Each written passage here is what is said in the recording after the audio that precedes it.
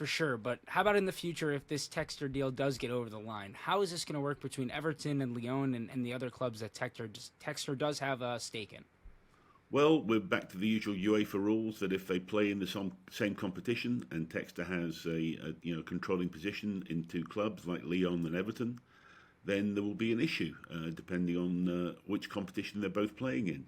If it was something like the Europa Conference League, then what's happened recently with Man United and Man City, with Jim Ratcliffe, who has Nice, of course, as well as a share of Man United, then the shares in one of the clubs was parked with an independent group, actually a law firm, I believe, in Cheltenham, of all places, in the UK. And that was how it was got over, so that there was said to be no control being exercised during the period of that competition when the teams could potentially have played each other.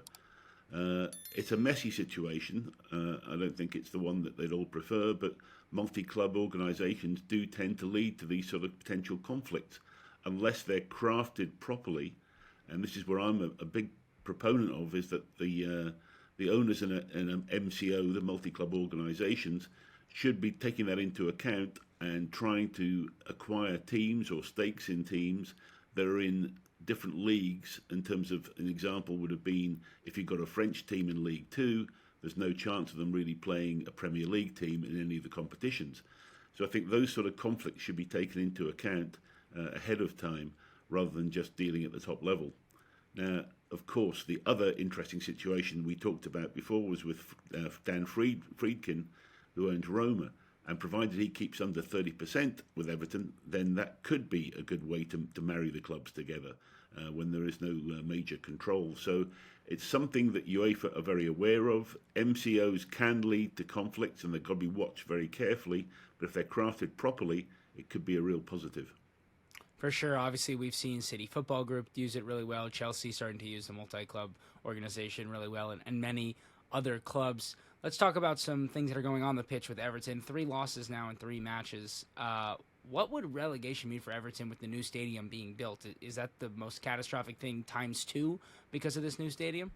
Well, Will, I think you've got to wash your mouth out with soap and water immediately mentioning that word that begins with an R. I think it's way too early in the season to even think about that. Look, Everton historically in the last couple of seasons, I don't think we've won any of the first 5 games. So perhaps a bad start has become something we've got used to. I'm not unduly concerned. I think that if you look at actually what happened in those games, well, it was an amazing, and I know it was the first time in history a club has been 2-0 up in the 87th minute and then managed to find a way to snatch, defeat out the jaws of victory, which is quite incredible. We've got to look at the way we played in those 87 minutes. And looking at the stats for that game, it's incredible how Everton lost. So there was some really, really positive signs, as there were in the other games. We had a red card, etc. So I'm not unduly concerned. I think we'll pull it together.